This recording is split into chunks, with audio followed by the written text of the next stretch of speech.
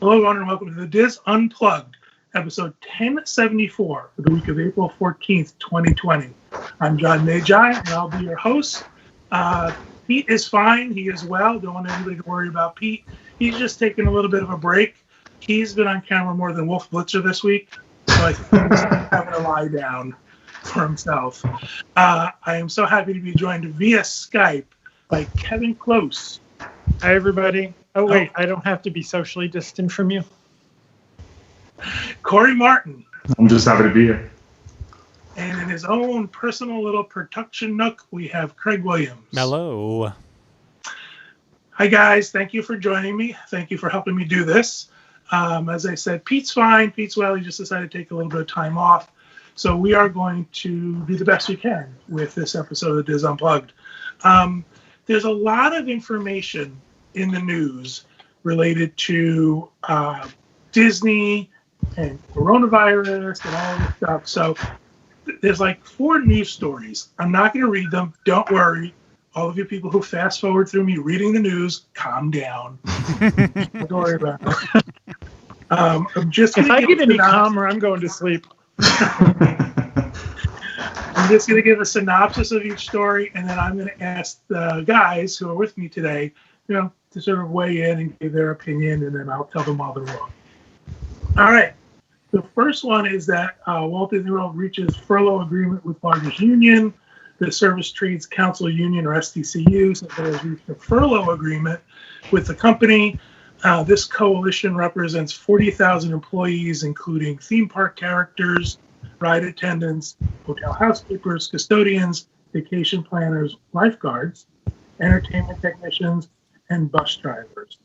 And basically, this agreement is the same as they've reached with every other union, and it's that wages, jobs, wage rate, and benefits are guaranteed through at least 12 months of furlough. Seniority is guaranteed beyond that. Insurance, medical, dental, and life, there go the dogs, will continue through the 12 months of furlough, and Disney will pay both the employer and employee insurance premiums. Employees can choose weekly pay out for vacations, floating holidays, or paid time off, and the Disney education programs will continue. So, and then we all know that as of April 19th, parts of other employees who are managers and things like that, they're going to be furloughed. And so it's not looking good for Disney. They are sort of letting a lot of folks go. So, Corey, why don't you let us know what you think about this? As someone who was a lifeguard, during this time, when they came to you and said, here's the deal, we worked this out, that you're going to get these things. I mean, it doesn't replace your pay, but is it something that is okay for you? I mean, it would have to be okay, to be honest, because where are you going to go to? I mean, the hard thing is, where are you going to get money?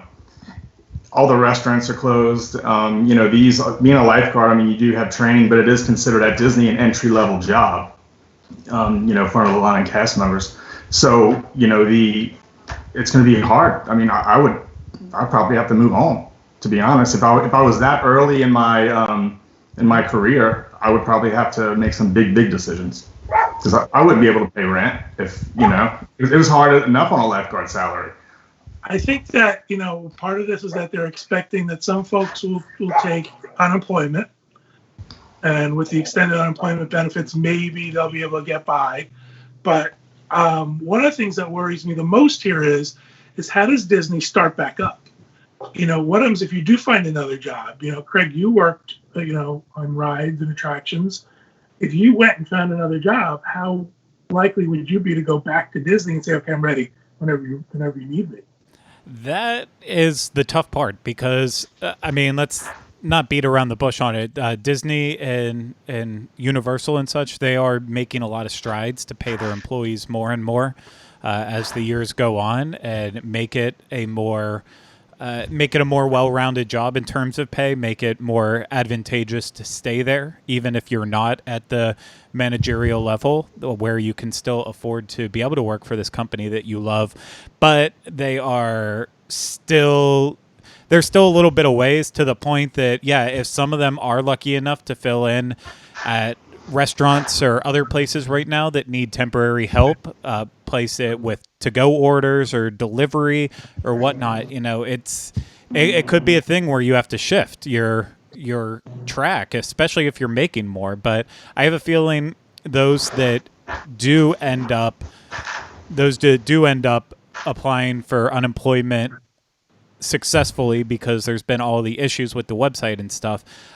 Most of the ones who are just hourly employees at Disney, I have to say that they're going to enjoy unemployment a lot more on the upswing of the fact that, hoping that Disney opens up right at the end of the CARE Act or whatever, that's allowing an extra $600 per week. Because if these people are making, assuming that I understand it all correctly, please stop me if I'm rambling nonsensically, but assuming that it's the $275 or a percentage of that plus $600, some of these employees are going to be making more than they ever have before on unemployment versus working actually in the park. So if the parks reopen on August 1st, then there's not really a lot of incentive to find another job in the meantime, while you can just take the unemployment and take the little bit of extra money. But again, I'm still trying to grasp all of it and understand it. We're lucky enough where we're not in the position where we have to worry about this right now. So it's shame on me for not learning a little bit more, but I'm just trying to put it together. I also think there's enough people out of work that when jobs open up, they're not going to have trouble finding someone. Yeah, that's true. Oh, for sure. Yeah. But the question becomes, does someone go out and find something else that they want to do? Is it that, I don't know what's available to people, but, companies are hiring, and maybe someone gets snapped up by Amazon or, one of these other places that are hiring. We don't know. I read that the unemployment office was hiring. That's true. That's not a joke. That is pretty funny. Yeah, unfortunately, that is true. So we'll see what happens. My hope is that whatever they're doing, it's enough to let people sort of get a breather in their lives and then come back and say, listen, okay, I can come back to this company, and this company did the best they could do for me. The closest thing I had happen like that was when 9/11 hit. I was a lifeguard coordinator at Blizzard Beach, and that hit, and that was a big, they reduced everybody's hours. That's as close as I've seen it go, like personally, like feeling it. I wasn't I was full time, but they still cut my hours down. I wasn't salary. It was still clock in, clock out. Before we move on, I think we have to recognize the people that often go unrecognized. The people that are delivering food, the people that are making food for takeout, the people that are working in grocery stores. These are not usually people who are lauded. And come to find out, they are the most essential people working. So I think we need to recognize that. For sure. I agree. All right. The next bit of news that's out there is that the Walt Disney Company signs additional $5 billion credit agreement. In an attempt to strengthen their liquidity, the Walt Disney Company has entered into another credit agreement for $5 billion, which gives the company up to $13 billion in credit should they need it. And they got a good FICO score. You got $5 billion. This is all, I guess, in preparation for, first of all, being able to pay benefits for those who are furloughed and all those things, and also salaries, all that things coming in. But a lot of it has to do with the fact, again, they need to have that money for when they do ramp up and when they do open up, so that they can do it without having to worry about their cash flow. Any thoughts, any ideas? Shoot, if I had access to it, I'd do it. Might as well. I don't know if this, it doesn't. I was just thinking, my mind was wandering. We're going back to the cast members. I wonder if, like, a horticulture team, if they're still maintaining the grounds and stuff. Like, I know they're not planting new flowers. We saw that story where they donated a bunch of lilies. And I was thinking about all these new plants and flowers that are coming up that they can't use. It must be strange to see a park like that with no fresh flowers, just mud. I have a little bit of insight on that, believe it or not, as weird as this is. We know somebody who does horticulture for Universal, And for Universal, they've actually kept everybody on. They've cut back their hours because they want to socially distance and they don't want to have too many folks on at the same time. And for that, there's a reduction in pay. But, let's face it, the grass is still growing. You probably hear my person mowing outside now, of course, because there's a show going on. But the grass is still growing. The plants still need to be changed out and things. They can't just not, it's going to overrun the parks if someone isn't taking care of horticulture. Even things like, you talk about lifeguards and stuff. Someone's got to maintain the pools. Yeah. Someone still has to clean stuff. For sure. It's still, they can't let it go green. That's a big wave pool. I think we're going to see a leaner, meaner Disney when it comes back. I think we're going to see it downsize. I think we're going to see far less crowds, kind of like we did after 9/11. People are going to slowly come back. And I think we will see, I think we're going to see changes. Oh, for sure. Yeah. Well, the mask for one. I mean, we're going to see a theme park of everybody wearing masks. Someone asked me, what do you think will happen to the buffets? Will buffets be a thing when we come back? And I realize in the big scheme of things, that's not really a worry, but you think to yourself, would you go to a buffet as soon as Disney opened? Not only are you not socially distant, but the food is all open. Buffets are kind of like they're kind of gross anyway. I love buffets, but I mean, a lot of people touch on a lot of things. Well, I also have a question. What about fireworks? Main Street is not socially distanced at fireworks. So can you see them letting people out of the park 10 at a time? I wonder if they're going to allow these massive crowds. Will they hold parades where you can be 4 or 5 people deep on Main Street? So it's a question of what is Fantasmic going to look like at Disneyland? These are all, things that we don't know that we hope that they're working on and working on solutions for. But one of the things, too, is Disney, in addition to the fact that there will be less guests that they have to take care of, Disney is also going to learn some lessons here about what do they really need? Do you really need that many people working the phones when maybe your technology can handle it? Do you really need X number of employees? The answer to that question is yes. Their technology cannot handle it. Yes. What about ride folks who work rides? Do you need that many on every ride? They're going to learn some lessons from this. They might have a different workforce when we're done. Well, don't you remember after 9/11, there was the story of the one person that was running all of the Tiki Room? They said hello. They ushered you to your seat. They ran the lights. They ushered you out. They cleaned the theater. And then they went back and greeted the next guest. I think this is a nightmare you had. I don't think that. I think that's true. That story was true. All right. Next news item. Bob Iger, along the lines of what we're just talking about, Bob Iger retakes some CEO duties during a, quote, crisis of this magnitude.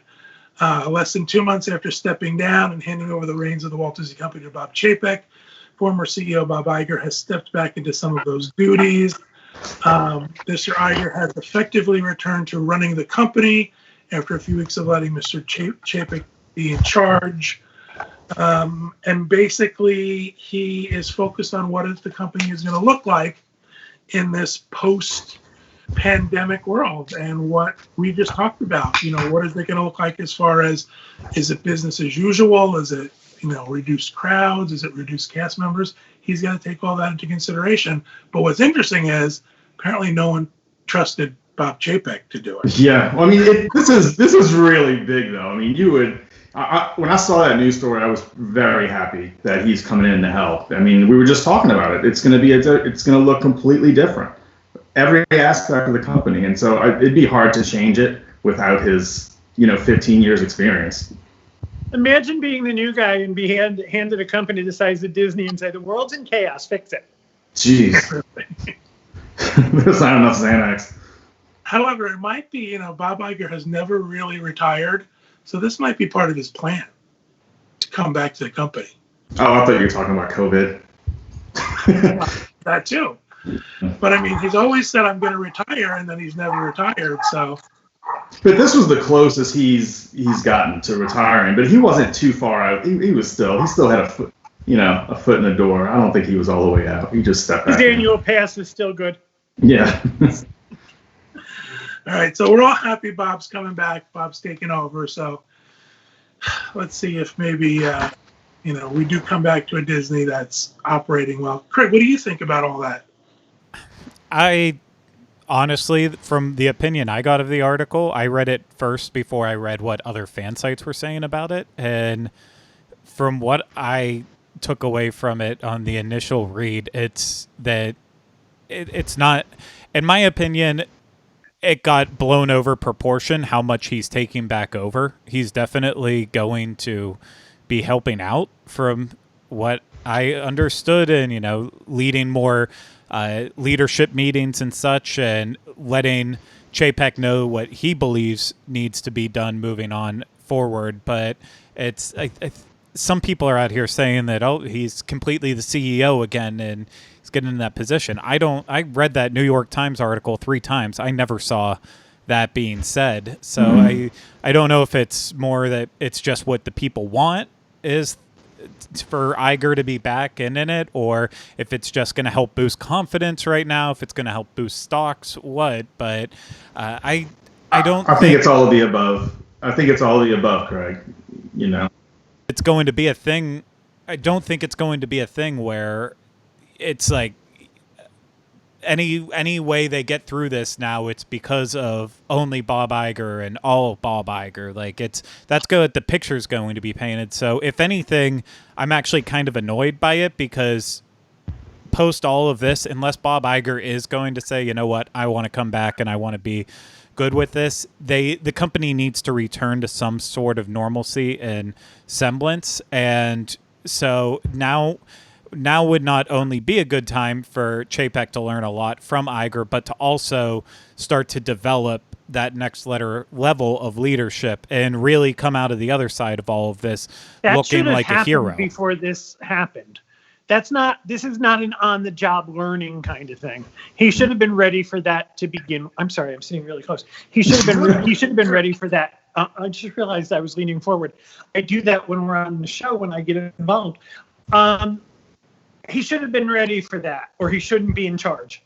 Well, this article specifically says he's concentrating on post-coronavirus, post-pandemic Walt Disney World. This is where his focus is. So it hasn't mentioned daily CEO activities. However, he has such a huge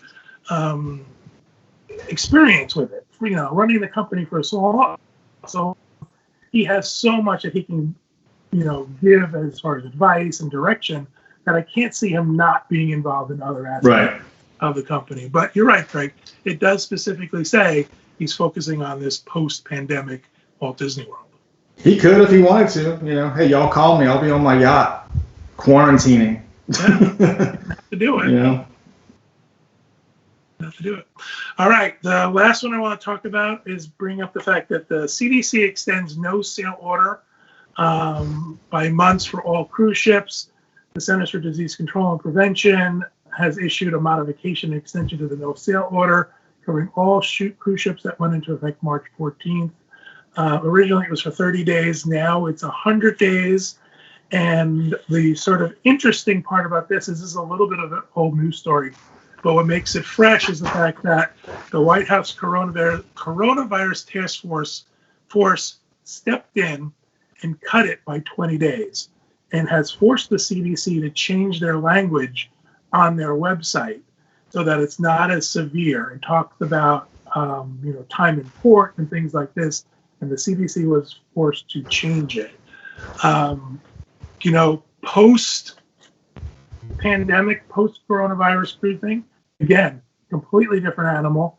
We don't know what it's going to look like, but we know that it's such a big industry and such an important industry that they want it to come back as soon as possible. So I think that that's one of the things that affected this sort of pullback of this order. Listen to the doctors. Yeah.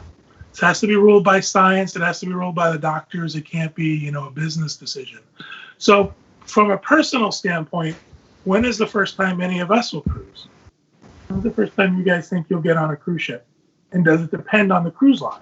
Are you more likely to go on Disney than, say, Princess? Well, I think for me, it's going to be how quickly we, as a family, adapt to what's happening on land. I mean, just the thought of going to the grocery store with the whole family or the mall or somewhere, we would have to see how our routine is. Like I go crazy thinking of how am I going to put a mask on Ferris without him throwing a fit. So we got to cover those to see what's. You do that now. What's that? Put a mask on him? It would have to be like an Incredibles mask or a Disney, like a cool Disney theme. You'd have to look like a superhero.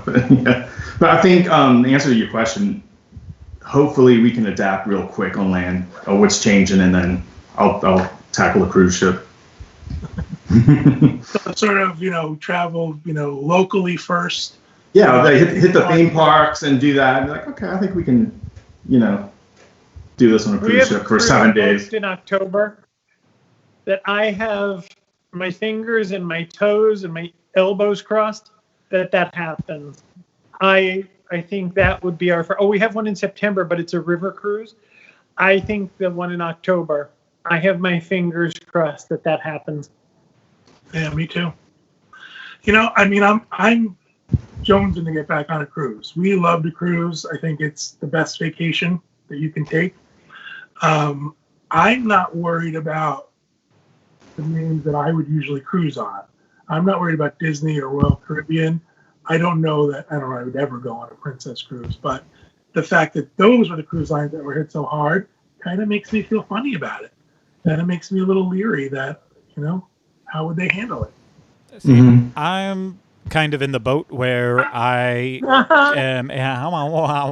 I'm not really concerned about it at all, but I'm also in a special case. I've tried to make that clear through all of this. My wife is very, very, very peculiar about getting sick and illnesses, and on top of that, she has been terrified through most of this, and I completely understand why. Unfortunately, we all know my pessimistic attitude. From the start of this, I've been in the boat again thinking like, okay, we constantly live in a world of filth anyways, and I know this is a serious thing, and I do completely believe it. You need to hire a maid. No, I like to get my hands dirty, but I just don't like. For me personally, I would get back on a ship tomorrow if they said I could, because for the past however many years, I've just already have come to the complete mindset that chances are there's always going to be someone around me who is sick and is going to pass it on to me. And not only that, but they're going to try to actively seek me out to find me and get me sick as well too.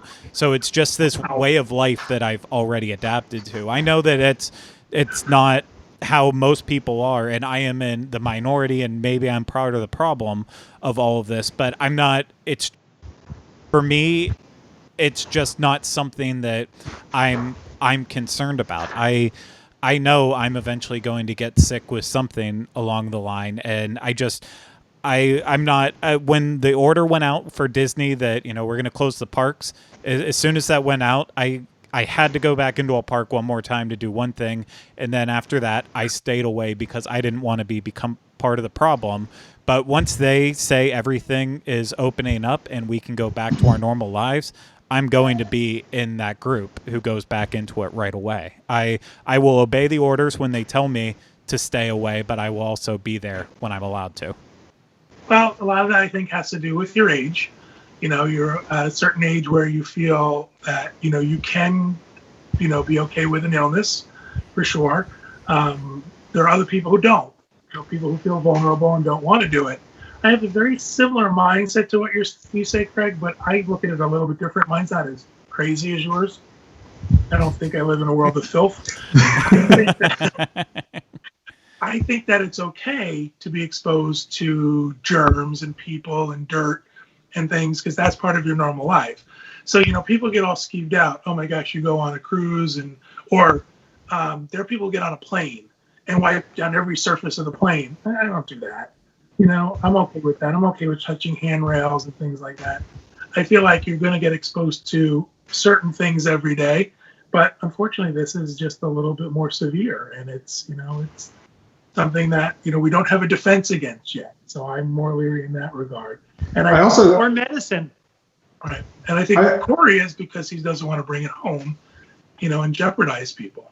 I am the only one that leaves the house to go to Publix and get like the one-offs, like the milks and the eggs. We'll use Instacart when we need to, but I'll still go. But yeah, that's my main concern is bringing it back. But I'll do my thing in the garage and clean up and do all that. What I was thinking about? I wonder what it's going to look like with like hugging characters or taking pictures with characters. That's a lot of fur to hold a lot of germs. Well, I'm not worried about the characters themselves because, yeah, exactly. I would definitely be a fur character. It hasn't been transmitted to mice or to goofies, but, it's the fact that everyone else is touching them and everyone else is. Right, yeah. I understand that. Yeah, that's one of the things I have thought about. Not that I'm actively going to like the Akershus princess meals and hugging the princesses. I've got my own princess downstairs to hug if I really wanted to. But bonus points, Craig. Yeah. Can you stop that, Chance? Isn't it time that you unlock her? She's where she belongs right now. Yes. But it really will make me think, because sometimes we are put in the position where, if we are covering something for work and we have to go up and meet the characters, that like, oh, yeah, I need to, but I don't want to touch them. Like, I hope there is a pretty clear protocol set in place when we come back to it, that people are, that it's more understanding. Maybe it is the way moving on forward, that you stand beside the characters. You don't necessarily get completely into them. I don't know the words I'm looking for. I am digging myself into a hole. I'm leaving. Bye. Stand in front of this green screen, Craig. Well, I think we're all sort of trying to guess. We're all trying to guess, what is it going to look like? How is it going to work? But I think the most important thing is you have to do what you're comfortable with. I mean, there are times when I wouldn't touch a character no matter what was going on because they were filthy. So, we met Rabbit in Disneyland Paris, and Rabbit looked like an old bathroom rug. Yeah, he was gross.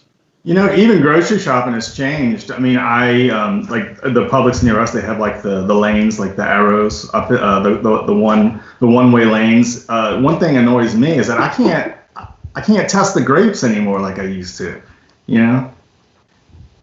Trying them out. I was so happy when they added the lanes in Publix, and it only took me being in Publix for 3 minutes to see someone just completely going opposite all of the lanes. How, despite all the people there flat out yelling at them, like, it's just, this crap is wild. It's like, it's just making me laugh every single time I go out, whether it's if I'm jogging outside or going to Publix. Like, I'm constantly seeing people just not even, they're just living in their own world sometimes, and it's frustrating. Kevin, this the other day, every once in a while we'll do a takeout from a restaurant because we just get bored of cooking at home. And I went to one of our favorite places, and they're taking your money outside. They got a little table set up, and then they go inside and get your food and bring you your food. I'm all perfectly fine with that. However, there must have been 20 people crowded around the person taking the money and giving out the food. And I actually called them and I said, listen, we may have to go to a plan B because people were not behaving the way I think they should behave. Mm-hmm. Why should I make myself, put myself in that position where I feel like I might not be safe and I might not be safe for Kevin? So it's going to be a strange situation. Let's hopefully, at some point we look back at this and go, do you remember when we talked about that and how strange we were and how silly we were because we were worried about this? I'm hoping that's the case. Earth was so crazy.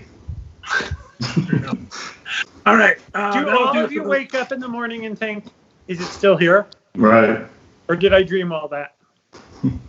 All right, so that'll do it for those news stories I wanted to get through. I thought they were important because they affected our world right now. And is there any way you can make the dog stop barking, Kevin? Yeah, fire the people mowing the lawn. It's like, of course they came now, right? Just say it's the neighbor's dog. No, of course. All right, a couple of things in housekeeping. I want to make sure we thank everybody for your support these last few weeks. Those of you who have joined Patreon in support of us and/or booked through Dreams Unlimited Travel. This is really helping us a lot. We truly, truly appreciate it. It helps keep us going. This is what's paying the bills and making sure that we can keep our employees and all the things that we bring you. We thank you so much for supporting Dreams Unlimited Travel. I want to make sure that we mention that there are a couple of things that we're doing that, will be sort of to help you make that decision in addition to supporting us. If you booked a reservation that was affected by COVID-19, you can do your rebooking for the free dining, rebook through Dreams Unlimited Travel. Just send us an email. We'll help you through that. And if you book your cruise through Dreams, and in addition to that, you get a $50 gift card. And if you book your cruise through Dreams Unlimited Travel, we have a shipboard credit for you. So a little bit of a bonus thing that you can get by booking through Dreams and also help support us. The next thing Pete asked me to mention, if you're thinking of moving to Orlando, then make sure you check out the movingtoorlando.com page and our Moving to Orlando Facebook group. He's over there doing a lot of stuff. There's a lot of great articles, a lot of folks contributing over there. So if you're interested in moving to our wonderful state, please check that out. Housekeeping, anybody? Anything anybody wants to mention? I do. I mentioned this on the Dream Show, and I'm going to mention it here. If you're feeling isolated for whatever reason, or you just need to laugh, we're having a good time on my Twitter feed. It's Kevin L. Close, Kevin with a K, Close with a K, and the L with an L. And it's just silly. We aren't talking about quarantining. Yesterday, believe it or not, we talked about 20 minutes of Star Wars that I watched. We're just having a good time and laughing. Nothing serious, nothing mean. Jump in. We're having a good time. Come join us. Excellent. Anybody else? Housekeeping? Anything you want to mention? Yeah, nothing. Corey, how's Julie doing? She's doing good. She's it's different. I mean, we're doing school at home, and she's on top of that. Thank God for her, because our kids would be failing if I was in charge. So good thing she's been keeping busy with that. She's taken up gardening. I think the only thing we can keep alive are our kids. So she's trying to see if she can keep a plant alive. But yeah, we're doing fine. Ferris skinny dips pretty much every day. Finley's cornered in her room on her iPad. But yeah, do they know what's going on? Have you explained to them the situation? Can they understand it, or is it just something? Finley knows. She'll walk in and she'll watch. She'll see. She'll overhear some of the news stories and she'll ask questions and I'll answer them. But Ferris gets it, but he's still very contained. He's not going to get it if they do like right now we have the 6 feet rule. I mean, he's a hugger, so he's not going to get it then. So I think that's when he'll understand that, everybody kind of keep their distance for a bit. That's going to be the tough one. But he FaceTimes with everybody. Craig, I'm going to give him your number. He'll FaceTime you. So, but about 100 times a day, and you'll only see the top of his head. But yeah, we're doing good. It's keeping busy with the kids. Excellent. Craig, you mentioned Kylie. We know that she's, locked in the basement, right away from you. Other than that, how's she doing? Doing well, yeah. So we're just staying busy. I mean, that's kind of the only thing to do right now is find ways to occupy the entire day without just constantly watching TV. And so yeah, it's been a weird time. Been very weird. I apologize. They're right in front of the door. Of course they are. Well, pets are the real winners in this whole thing. Yeah, household pets are the real winners because they're getting so much attention. All our attention all day long.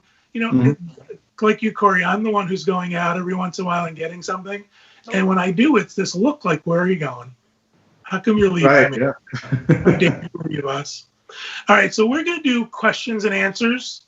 You guys got some folks in the chat room who've got some questions for us, and we can do our best to go around. Craig? I mean, you ironically paused for a second there. I apologize. Someone was calling me. That's We've okay. got some questions and answers from the chat room. I'll start pulling some in here. I'm watching the chat in front of me, so we'll have to wait until we get some in there because they're just hearing it from us probably like right this second, as you mentioned it. So, do we want to do the first part about what we were going to do in here? Yeah.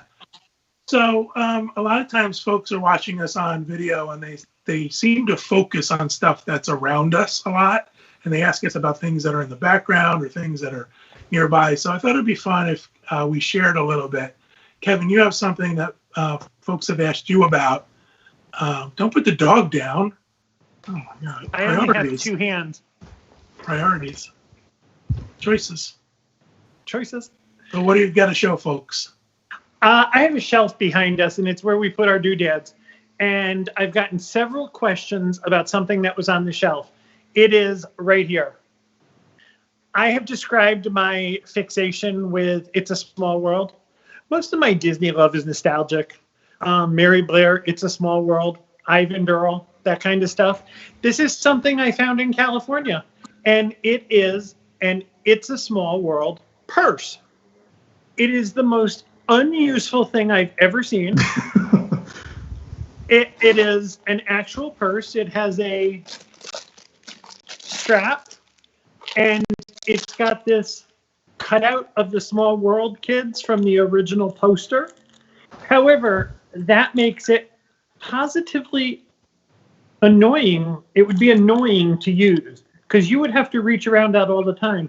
But as far as something that sits on a shelf, I thought it was pretty cool. It's a Small World thing that I had never seen before. You have a collection of little Small World things. I don't know what you would call them. They were part of the set. And you put that on the shelf next to them, and it's a fun little sort of vignette. It's a cute little vignette. I don't know what they call them. There's a name for them, but they're the ones that are, they're little figurines that are in a package that you can't see them. And you can buy them one at a time and try and collect the whole set. Or you can buy, like I did, the whole box of them. And then you're guaranteed to get what they call the chaser piece. And apparently that's the hardest one to get. And the chaser piece in the Small World kids is the clock face from Disneyland. So they're on the same shelf as this. It all just goes with my Small World's Fair kind of fixation. Very cool. Craig, what about you? What do you have? Okay. Well, my thing, it's usually being blocked by my body behind me, so no one's asked about that. I just looked at my shelves before we got started with this, and I was like, what's the weirdest thing I have back behind me? Sorry, I cut to Corey for a second. I got trigger finger happy hands. But I was looking through all my stuff in the bottom of my shelf under one of my sides. You can see I have a bunch of Steins and such from Germany and other places. And one of the things I had tucked away on there was this little bottle of holy water. And it's from the Monsi Basilica in Austria. So I'm assuming maybe, I don't know if you and John, if you and Kevin have been there at some point in time. They take you there on some of the ABD stuff, at least the trip that I went on Central Europe. It's the basilica where Maria got married in Sound of Music. And the reason why we have it is we just thought it was hilarious that they packed up holy water in all these little liquor bottles. So like mine is in a Jägermeister bottle. So even though I have no reason to need holy water, it's got a picture of the basilica on the front, and it's in a Jägermeister bottle. I thought that was kind of hilarious. So I was like, okay, we gave like a €1 donation to the church. And I'm like, okay, now I have this memory for life of that one time that I bought a small bottle of holy water from a church in Austria in a Jägermeister bottle. You think the priests were drinking the airline bottles of booze? And they went and filled up with holy water? 100%. And I don't even believe that it's actually holy water. I'm pretty sure they just filled it up with tap water and called it a day. That's interesting. Do you want me to tell our story? No, it's all right. We'll tell a story on another show. It's too long for this. Craig, Corey, I know I sprung this on you at the last minute. Did you have anything, or do you want to go and get something? I'll just. What's behind me? Hold on. Let me. I only dressed from the top, from the waist up. Oh, good God! All right, stop. So let me go get it. Hold on. Oh, he's got no boxers on. I'm breaking stuff. Oh my God! This is so embarrassing. Corey. Yeah. Corey. Yeah. You aren't alone. Right. So I like going through old stuff, and right now I'm in the middle of like rebuilding one of a bike I had in like an '87 GT Performer. So it's kind of cool going back into your old stuff that you still have. And I have this little record holder, started from the '80s. And it has all my little records in it from the '80s. I think I just had so much stuff of. If I saw, oh, there we go. How's that? Wow, that's a great collection. Yeah, but it's missing the top. But I think it's it's something cool to. It's a cool little shelf piece. Over there is my my collection of Donald Duck vinyl nations. I only did Donald Ducks and anything that pertained to me, my personality, like Mardi Gras, Epcot, fun stuff like that. But yeah, that's that. Oh, there's another thing. A little Hershey Kiss. I did this on Instagram. I storied it. Every time Ferris gets a candy, whether it be for Halloween or Valentine's Day, he always gives it away. And so we'll start finding little candy pieces around the house. He'll put one in the kitchen. We'll wake up. There'll be one on a nightstand. And so I had another Hershey Kiss today. He did one yesterday. He'll make a great husband. Oh, that's cute. God, that's sweet. Really no sweet. puns intended. But yeah. Oh, that's a painting I just did. Boop, boop, boop. In quarantine. I should probably call it quarantine. All right. Corey has shown us everything. There you go. Take one thing. What's this? I usually do the show from outside, but I'm doing it inside my office today. So I'm just sort of reaching out. So I have piles of stuff everywhere. Sophie. I think this is neat. This is from the press event. They gave us this for the opening of Mickey and Minnie's Runaway Railway. It has the date on it. I thought it was really cute, really colorful, and it's just a memory of a fun night that we had. So that's cool. Share your stuff. That's what I like. Share your stuff. Craig, do we have any questions from the adoring fans? Yeah, we do. So, John, this first one is for you, I think. It says, what is the poster behind John with the words crossed out? All right. This came from Theme Park Connections. Theme Park Connections was a company that, I don't even know if they do it online anymore. They used to have a store in Orlando, and they would go to Disney, and they had the right to buy stuff at Disney before it was destroyed. They told the story of how, like, the Imagineers had first crack. They can go in and get whatever they wanted. Then Theme Park Connection was allowed to go in and buy the stuff. And then whatever they didn't buy, it was destroyed. And this poster came from Theme Park Connections. And I'm going to turn around, so this is flattering. And it's from, what is it from? Walt Disney World Consolidated Warehouse Utilities. And it says, we're doing it, as opposed to we can do it. So I think it was a cute little thing. Whenever we would go there, I was always interested in sort of the cast, weird stuff that you could find. I didn't really was interested in, getting the stuff that was, available in the parks or resold through the parks. I was always interested in sort of the pieces that were unusual cast things. They even had costumes. At one point, Kevin bought a Haunted Mansion costume. Actually, it was just the winter coat portion of it. Yeah. And it was weird that I found it in my size. And it weighed about 80 pounds. On the same day we bought that poster, I found one that hangs in my office. And it's the poster for the second annual Festival of the Masters that was held in downtown Disney in the 70s. Only at that time it was called Festival in the Park. So I thought that was really cool. I miss I do too, because you used to be able to walk in and just go through their stuff and find those one-off gems. I think they still sell on eBay, but that's just what they're going to list. So I missed. Did you guys ever go to Theme Park Connections when it was here? I did. It was something else to see. You had to pick want everything. A lot of stuff. Yeah. I have 2 posters hanging in my laundry room that used to hang in the jazz club at Pleasure Island. That's the fun.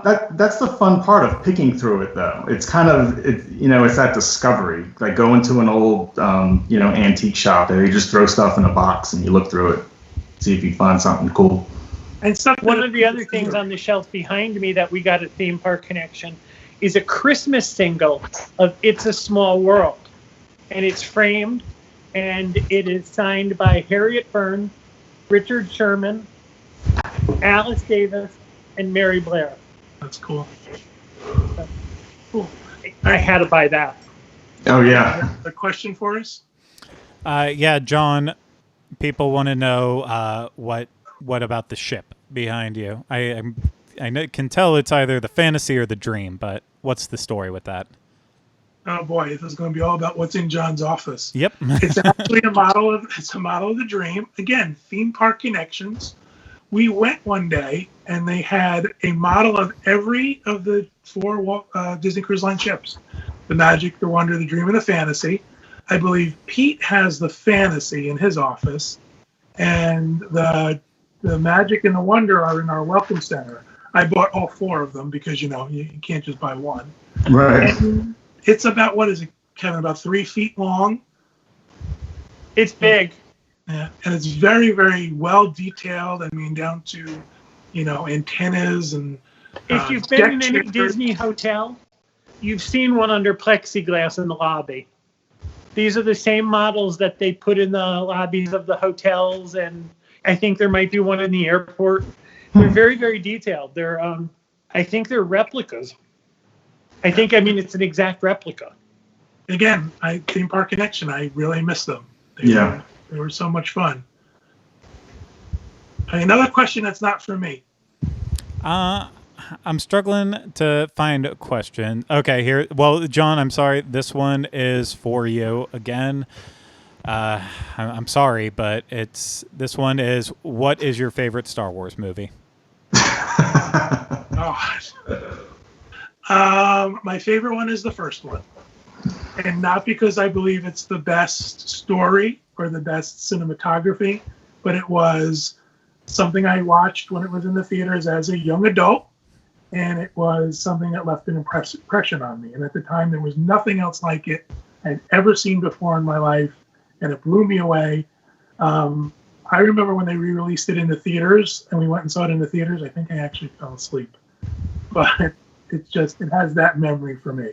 And again, I think there are other films that are better cinematography, better story, better special effects, better characters in them. But the first one is the one that just sort of is part of my growing up. My favorite Star Wars movie is Funny Girl.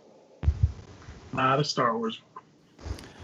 Okay. Sorry, I'm trying to go through a lot of the questions here, and a lot of them are asking stuff that, I know that we answered last week or a million times already, so I'm trying to get some of the different, more varied ones over and over. I mean, we can only speculate so much on when we expect things to open up, and what we can, we can keep changing what the first thing we're going to do when it all opens up, but just to make things interesting. But we don't know when any of it is going to open, so I'm going to go with a different question that anyone can answer, whoever's first with it. But this one is, what's something you want for your collection that you can't find anywhere? So I'm assuming Disney collection, but maybe for Corey, it's a car or another record to put in his little record box.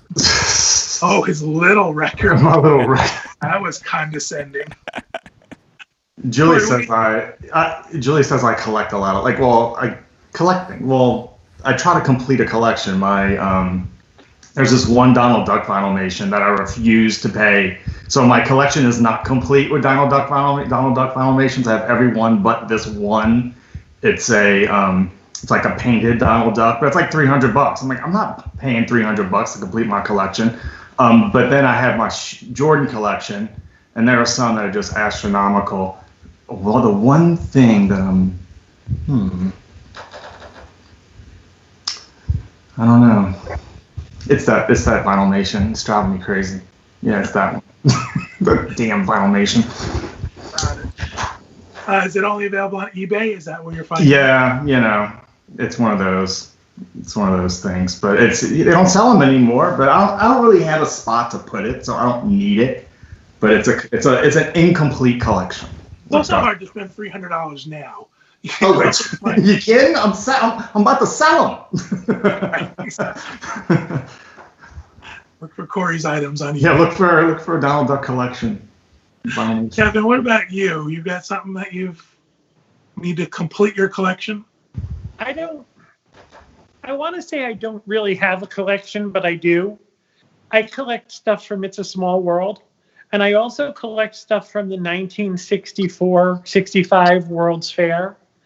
But I don't have a piece that I really, really want. I saw something at the D23 convention that I'm still in therapy because I went, and it eluded me. And I didn't have the money then, and I don't have the money now, but it's something that stays in my head. We were walking around, and there was a person selling Disney art, and he had an original Mary Blair painting that had nothing to do with Disney. It was a girl on a rope swing hanging from a tree, and it had been done as a present for someone that she knew.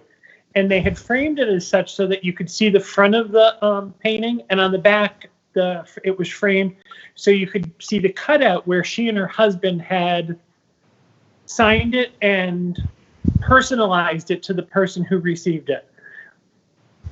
I regret that ever got through my hands. So, yeah, that's something I wish I had the money at the time to buy. I didn't, so it's gone. Greg, what about you? Oh, for me, I mean, it's none of my collections Only are water in Absolute bottles. Yeah, I can never have enough holy water. I can never have enough tiki mugs. I need to collect more guitars. There's plenty of stuff that I could constantly add to the various collections, but I don't need.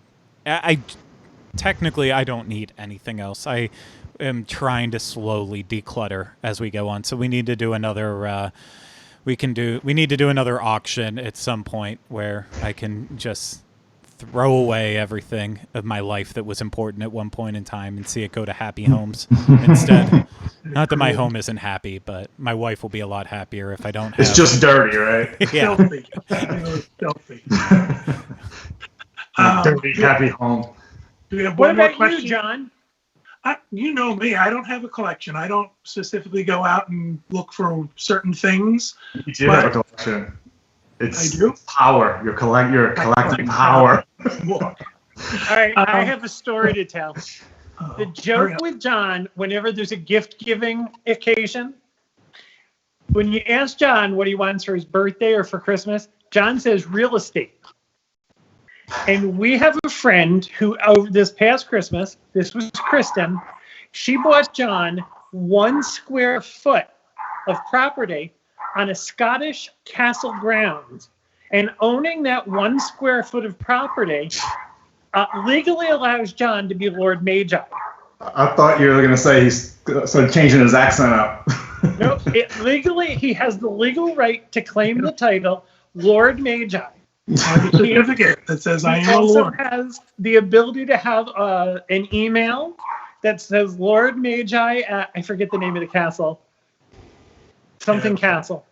But yes, Lord Magi owns 1 square foot of property on Royal Scottish grounds. That's no Disney brick. Yeah, really. So every once in a while, he'll say to me, I really need you to refer to me as Lord Magi. Exactly. But there are certain perks that come with it. I am allowed to go fish there on the grounds, He does.